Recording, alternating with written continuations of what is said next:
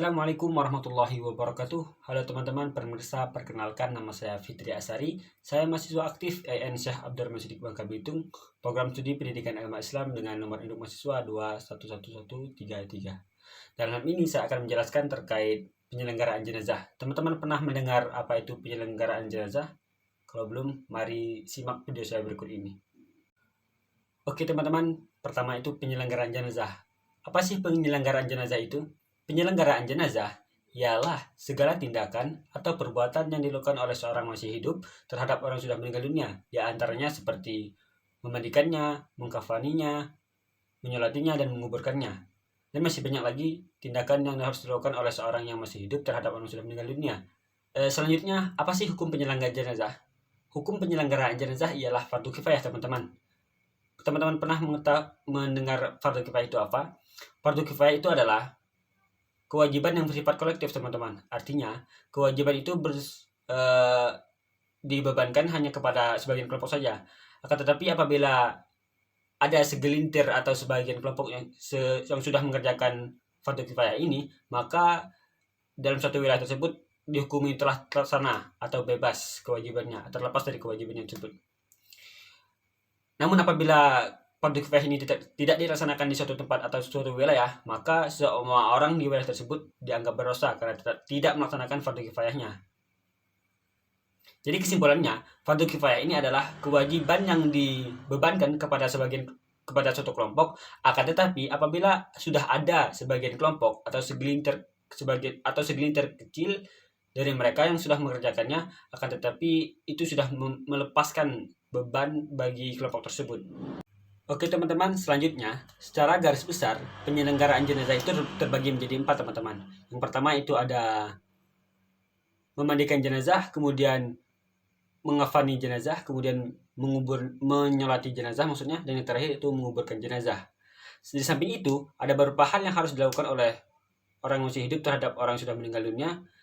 Dikutip dari buku Fikih Lengkap karangan Muhammad Nashiruddin Al-Albani.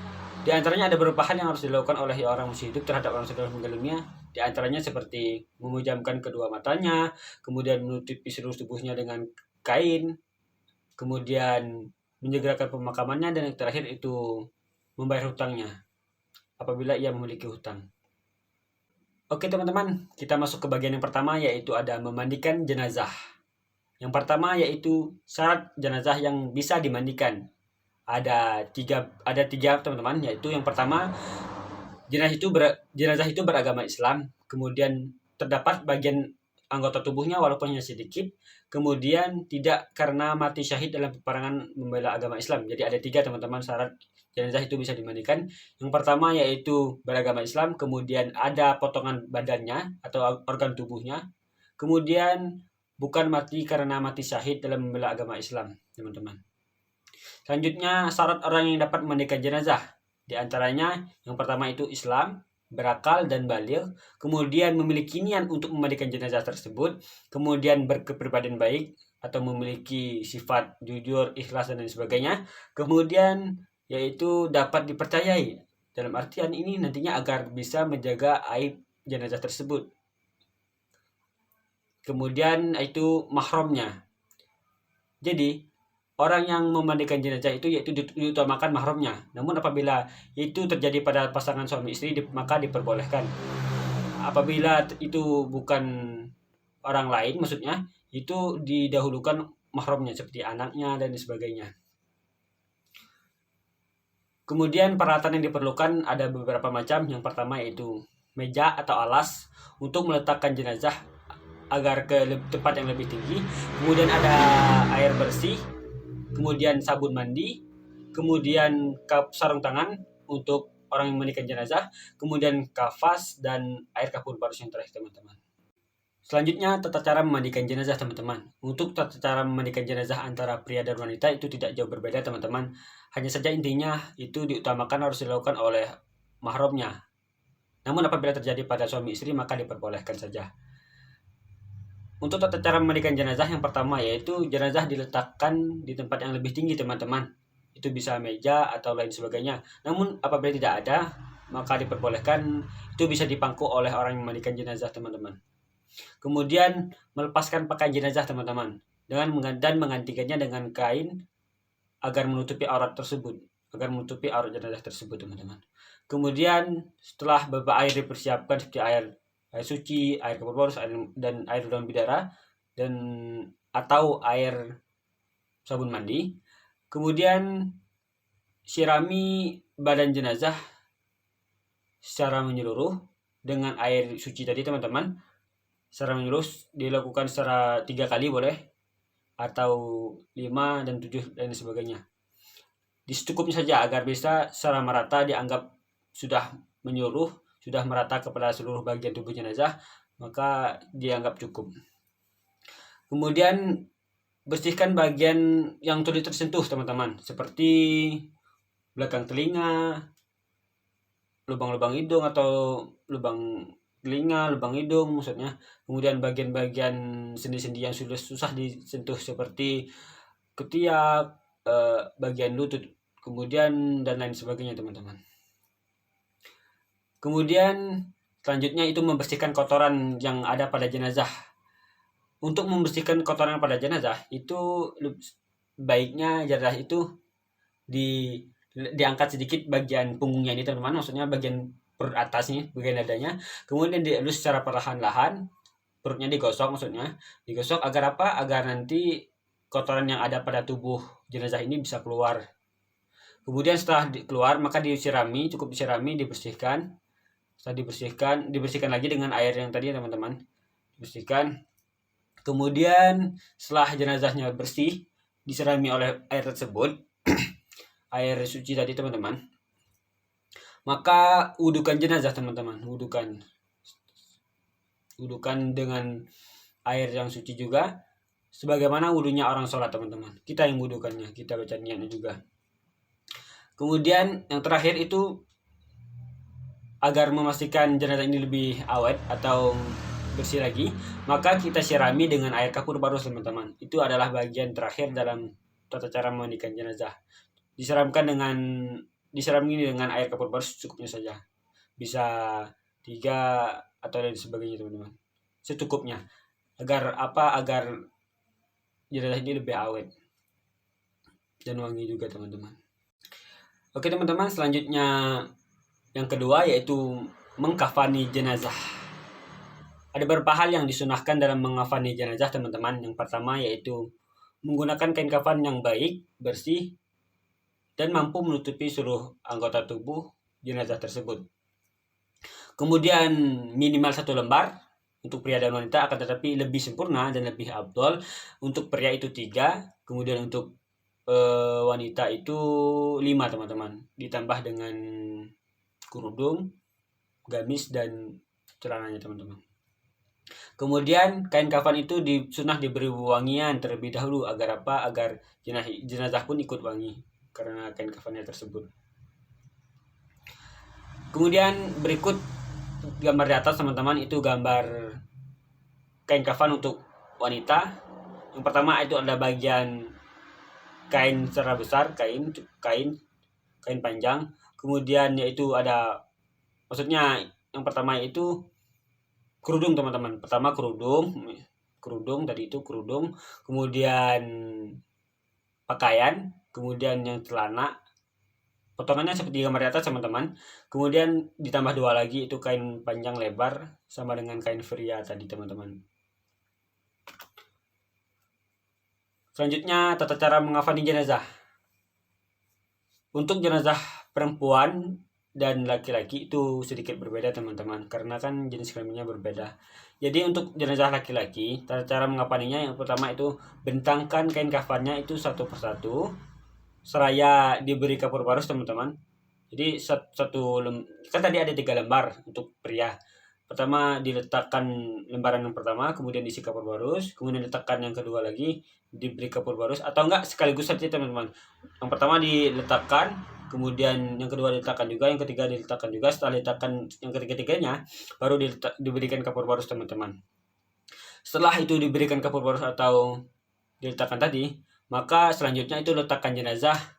Diusahakan untuk mengambil jenazah dari tempat awal dan memindahkannya kepada kain kafan itu dilakukan secara pelan-pelan ya teman-teman. Karena dalam kitab Asrarul Arwah kalau nggak salah saya pernah dengar dari ustadz saya, itu jenazah itu merasakan sakit teman-teman. Jadi harus diperhatikan betul-betul, dilakukan secara perlahan-lahan dengan kasih sayang juga. Kemudian setelah jenazah terbentang di atas kain kafan yang sudah diluburi dengan kepala tadi, maka ambil beberapa kapas untuk menutupi anggota tubuh yang ada lubangnya seperti lubang hidung, lubang telinga, kemaluan, dubur juga.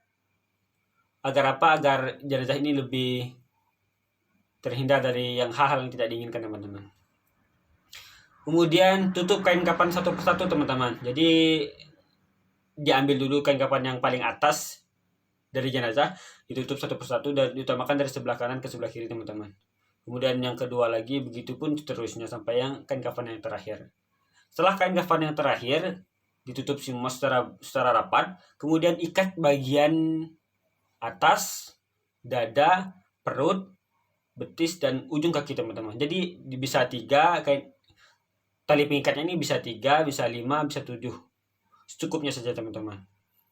Agar apa? Agar ini bisa lebih terjagalah kain kafannya ini.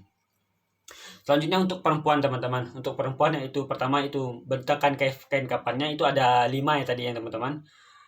Untuk pertama itu kain kafan pertama, kain kafan panjang lebar seperti kain kafannya pria, ada 2 lembar itu teman. Dibentangkan 2 lembar itu secara bersamaan.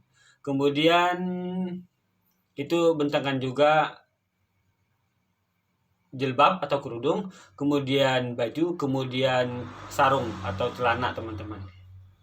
Setelah itu dibentangkan ke-5 lembar tersebut dibentangkan, maka berilah kapur barus sama dengan pria tadi, diberi kapur barus. Kemudian setelah diberi kapur barus teman-teman, letakkan jenazah di atas kain kafan yang sudah diberikan kapur barus tersebut. Setelah diletakkan, maka teman-teman ditutupi juga anggota-anggota tubuhnya yang memiliki lubang seperti mata, telinga, hidung, kubulan dubur dan lain sebagainya teman-teman. Kemudian untuk rambut itu bisa dilepas ikatannya, disisir secara rapi juga. Kemudian yang terakhir yaitu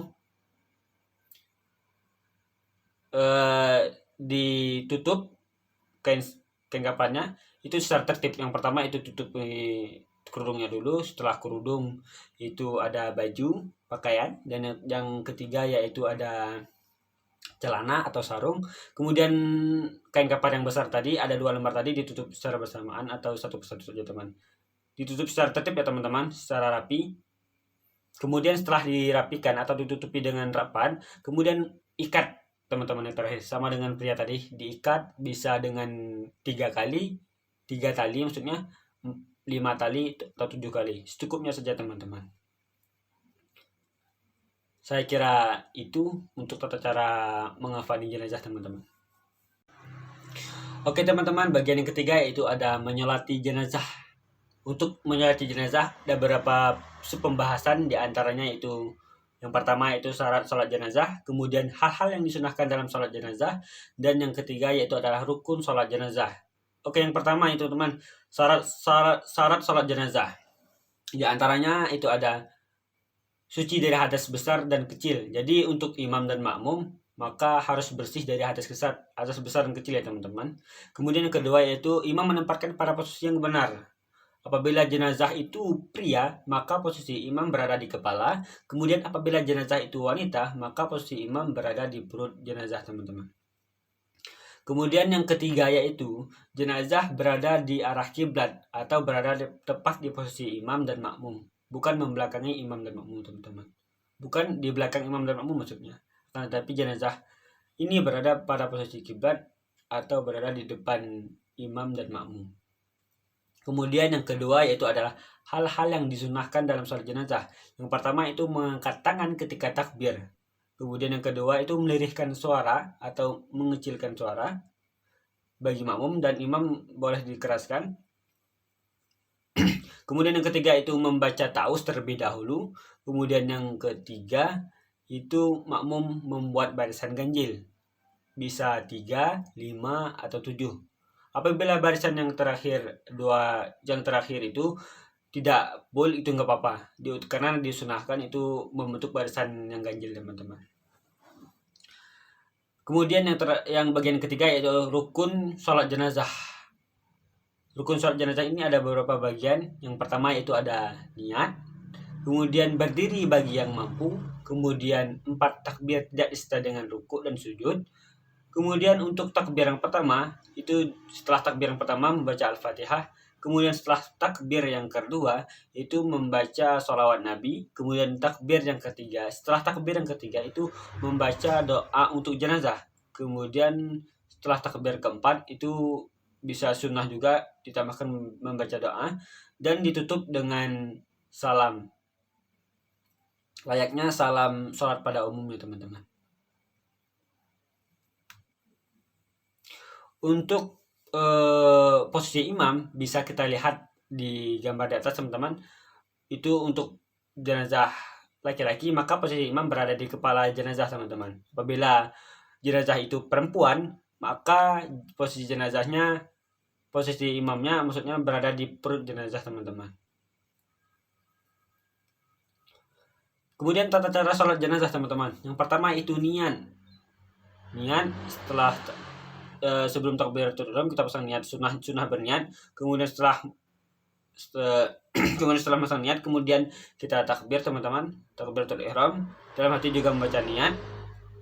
Setelah takbiratul ihram lalu membaca Al-Fatihah, langsung baca Al-Fatihah. Kemudian yang ketiga yaitu setelah takbir yang kedua membaca salawat atas Nabi, teman-teman. Bacanya Allahumma sholli ala sayyidina Muhammad wa ala sayyidina Muhammad cukup. Kemudian bisa panjang juga, Allahumma sholli ala sayyidina Muhammad wa ala sayyidina Muhammad kama shallaita ala Ibrahim wa ala sayyidina Ibrahim wa barik ala sayyidina Muhammad wa ala sayyidina Muhammad kama barakta ala sayyidina Ibrahim wa ala sayyidina Ibrahim fil alamin innaka Hamidum Majid. Kemudian setelah takbir yang ketiga lalu membaca doa untuk jenazah, teman-teman. Doanya seperti ini kurang lebih. Allahumma ighfir lahu warhamhu wa'afi wa'fu. Bisa juga panjang, teman-teman. Intinya di sini apabila jenazah itu laki-laki maka dipakai itu domirhu, Allahumma ighfir lahu warhamhu wa'afi wa'fu. Apabila jenazah itu perempuan maka domirhu-nya diganti dengan ha, teman-teman. Allahumma ighfir laha warhamha wa'afi wa'fu anha. Kemudian setelah takbir yang keempat itu lalu membaca doa juga, teman-teman. Doanya kurang lebih seperti ini. Allahumma la tahrimna ajrahu wa la taftinna ba'dahu waghfir lana wa lahu. Bisa panjang juga, teman-teman. Itu versi pendeknya, teman-teman. Intinya sama seperti tadi. Kalau jenazah itu laki-laki maka domirnya diganti dengan hu. Apabila perempuan maka domir hu-nya diganti dengan ha, teman-teman. Dan yang terakhir itu ditutup dengan salam. Oke, teman-teman, kita masuk ke bagian yang terakhir, bagian yang keempat, yaitu adalah menguburkan jenazah. Untuk prosesi penguburan jenazah ada beberapa hal yang disunahkan oleh baginda Nabi SAW, teman-teman. Yang pertama yaitu menyegerakan membawa jenazah ke tempat pemakaman. Kemudian yang kedua yaitu penggiring jenazah tidak diperbolehkan duduk sebelum jenazah diletakkan ke dalam kuburan, teman-teman. Kemudian yang ketiga yaitu lubang kubur sedikit lebih dalam, teman-teman. Jadi sunnah lebih dalam sedikit agar tidak terganggu oleh binatang buas atau lain sebagainya. Kemudian yang keempat itu membuat liang lahat pada lubang kuburan. Di samping lubang kuburan itu dibuat liang lahat seperti bagaimana penguburan pada umumnya. Kemudian yang kelima yaitu memasukkan jenazah dari arah kaki kuburan kemudian diturunkan ke dalam liang lahat secara pelan-pelan, teman-teman, dengan bantuan orang di dalam kuburan tersebut. Kemudian berikut saya tampilkan bentuk liang lahat masyarakat pada umumnya itu berada di samping. Jadi disunahkan membuat liang lahat ya, teman-teman, agar bisa meletakkan jenazah dan jenazah pun bisa dihadapkan ke arah kiblat ya, teman-teman. Selanjutnya itu tata cara menguburkan jenazah. Yang pertama itu menghindari menguburkan jenazah pada 3 waktu yang disarankan ya, teman-teman. Jadi hindari mengubur jenazah pada waktu 3 ini, teman-teman. Yang pertama itu ketika matahari baru terbit dan akan terbenam, serta pada matahari yang persis di atas kepala atau pada waktu zuhur tiba. Itu jadi tidak diperkenankan untuk mengubur jenazah pada waktu itu. Jadi sebisa mungkin dihindarkan, teman-teman. Kemudian tahapan penguburan jenazah yang pertama yaitu adalah angkat jenazah secara perlahan ke dalam kuburan dengan bantuan orang yang ada dalam lubang kuburan tersebut. Kemudian masuk mulai dari arah kepala dan lakukan melalui arah kaki atau tidak mungkin boleh arah kiblat. Jadi masukkan jenazah dengan arah kaki tersebut. Maksudnya jenazah itu dimasukkan ke dalam lubang kuburan dengan bantuan orang yang ada di dalam kuburan. Itu dimasukkan. Kemudian setelah itu letakkan jenazah pada posisi miring di atas lambung kanan bagian bawah serta dihadapkan ke arah kiblat. Jadi setelah jenazah tadi diturunkan ke dalam lubang kuburan dengan bantuan orang yang berada dalam lubang kuburan tersebut, maka itu jenazah dihadapkan ke arah kiblat dan diletakkan pada posisi liang lahat yang sudah dibuat tadi, teman-teman. Kemudian tempelkan pipi dan kaki jenazah ke tanah dengan membuka kain kafan serta tali-tali pengikatnya. Jadi setelah jenazah dihadapkan ke arah kiblat, itu posisinya jenazah itu menghadap kiblat, teman. Jadi tusuknya ini berada di bawah tangan kanannya. Kemudian arahkan kiblat. Setelah itu dilepaskan bagian ikatannya.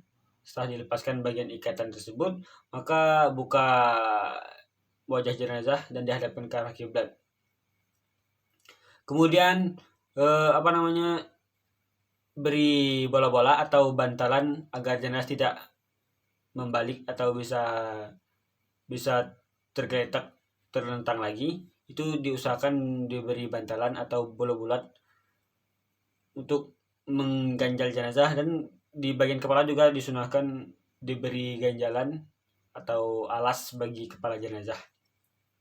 Setelah jenazah dihadapkan ke arah kiblat dan posisinya sudah pada liang lahat, kemudian diberi azan, teman. Dibacain azan seperti azan pada umumnya.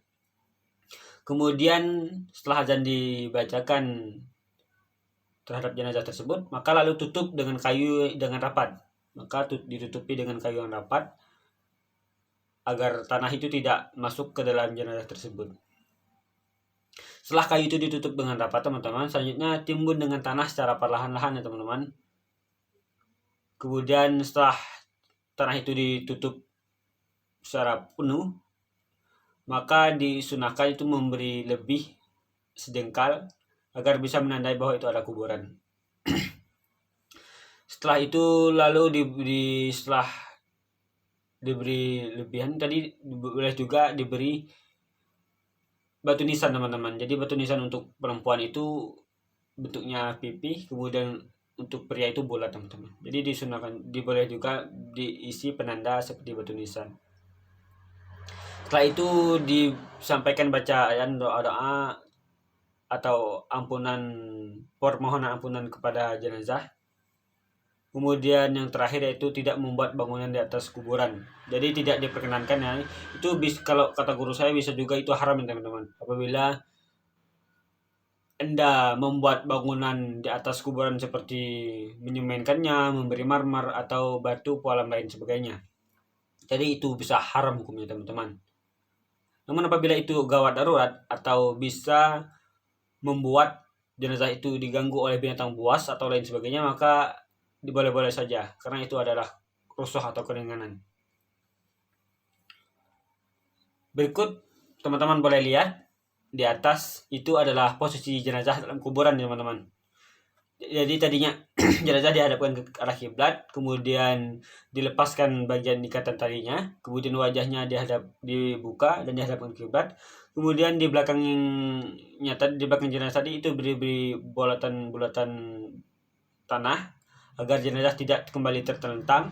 Kemudian di bagian kepala juga diberi alas atau ganjalan.